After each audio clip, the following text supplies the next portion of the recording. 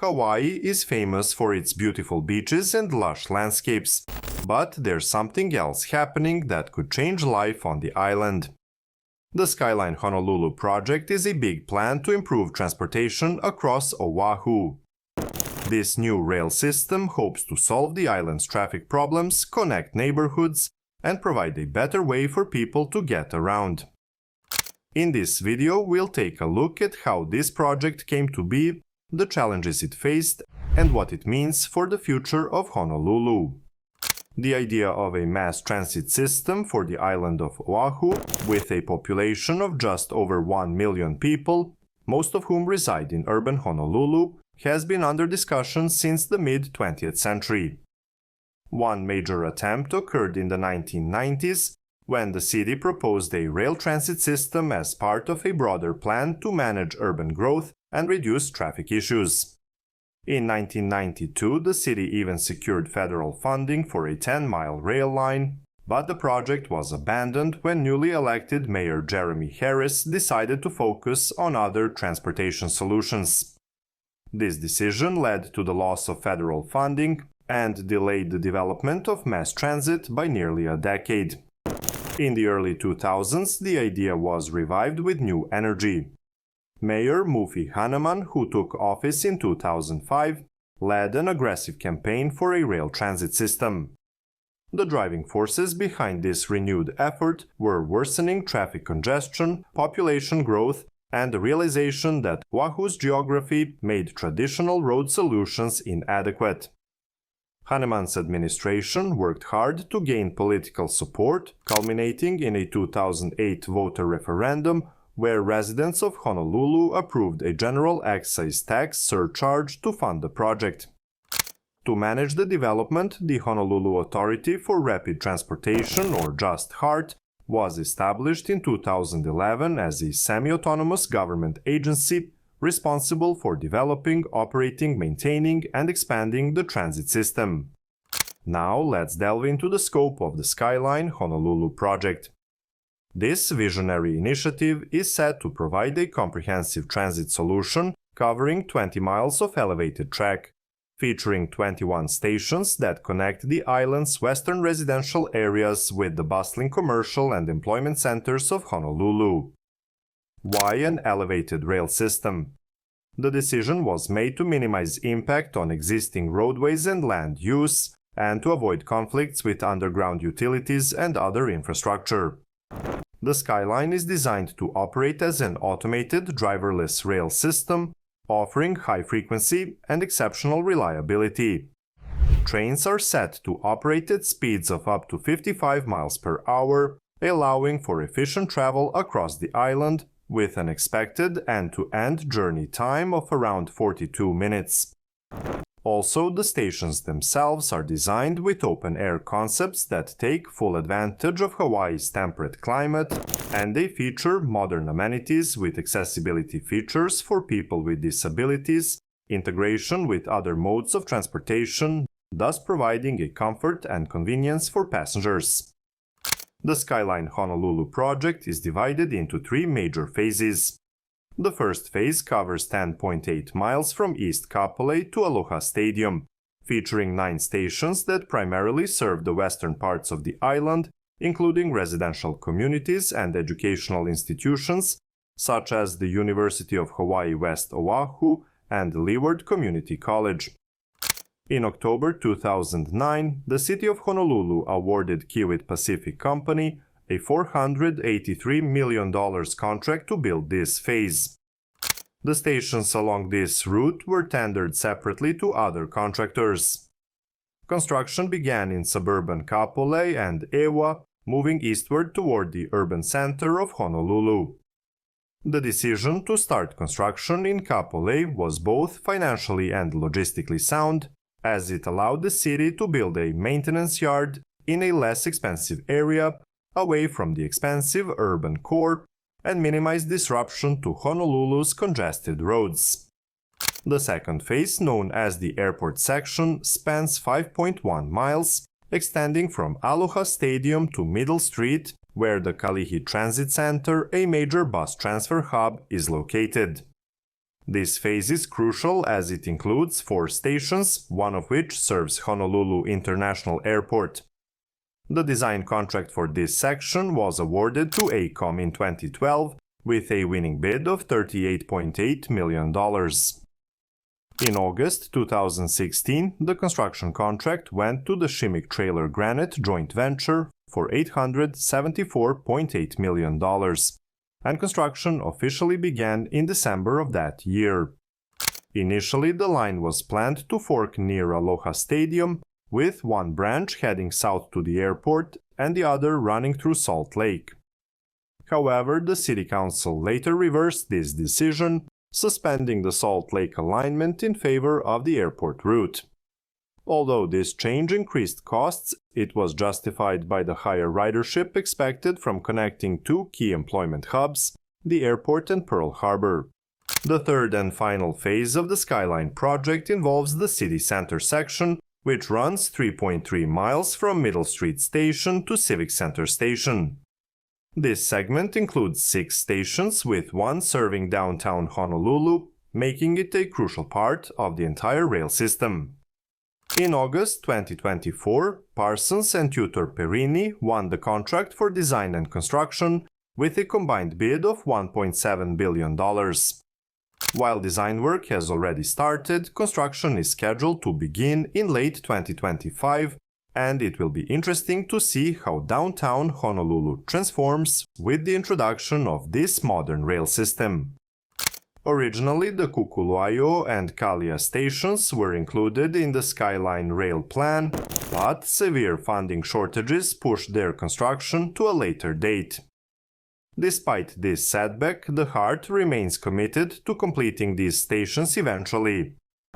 In 2024, Tutor Perini proposed adding the Ala Moana extension to its existing city center construction contract for an additional $325 million, which would bring the system closer to its original vision by extending service to the Ala Moana Center, one of Honolulu's major commercial hubs.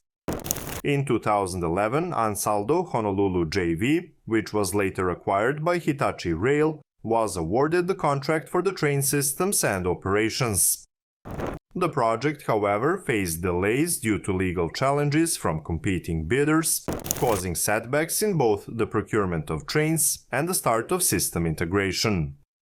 The $1.1 billion contract covered more than just manufacturing and delivering the trains. It also included testing and commissioning to ensure the trains met all necessary performance and safety standards. Additionally, Hitachi Rail Honolulu was set to handle operations and maintenance for the first 5 years of service, with an option to extend these services for an additional 5 years. The fleet planned for procurement consisted of 24-car autonomous trains, each with the capacity to carry up to 800 passengers. Financing the Skyline Honolulu project has been a complex and often contentious endeavor, involving a mix of federal, state, and local funding sources. Initially estimated at $5.2 billion, the project's budget has since ballooned to over $12.4 billion. One major reason behind the skyrocketing costs is Hawaii's geographical isolation. Honolulu, like the rest of Hawaii, is in the middle of the Pacific Ocean, literally in the middle of nowhere. The nearest lands are thousands of miles away, and even those are islands. This extreme isolation means that nearly everything needs to be imported, often at a much higher price compared to the mainland. For example, a loaf of bread can cost around $7, and a gallon of gasoline often exceeds $5. Building materials, food supplies, and other essential goods can be 2 to 4 times more expensive due to the logistics involved. The primary method of bringing in materials for the transit system is by ship, which, though the most reasonable option, significantly drives up costs. The logistics of importing heavy construction materials, specialized equipment, and supplies added immensely to the overall budget. So, for those wondering why this project turned out to be so expensive, the high cost of importing materials plays a major role. Despite these challenges, the Federal Transit Administration committed around $1.6 billion in federal grants, contingent on meeting specific milestones and maintaining strict financial controls.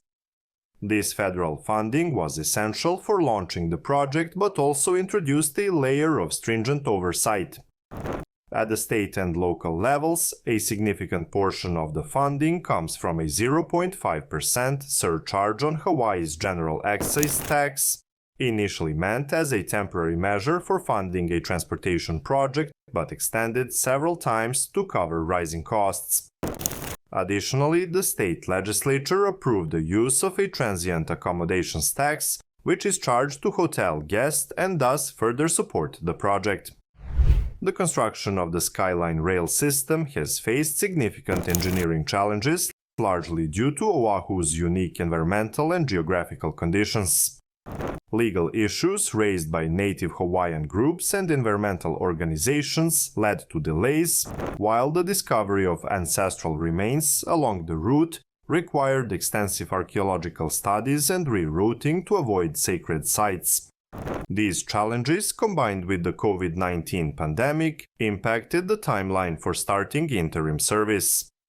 Initially planned for October 2020, the start date was postponed to late 2021, largely due to delays in testing critical automated equipment.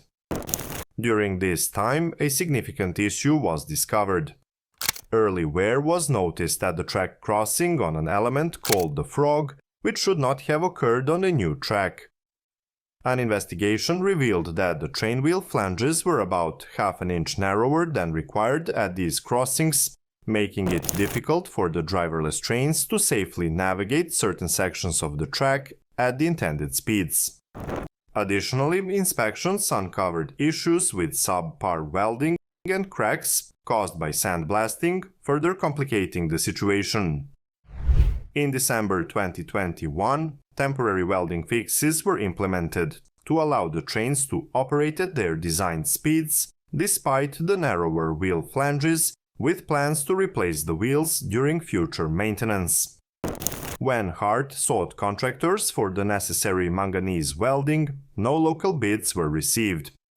Consequently, Hart obtained an exemption to hire contractors from the mainland. Despite all these challenges, the first phase of the Skyline rail system was successfully completed, with operations beginning on June 30, 2023.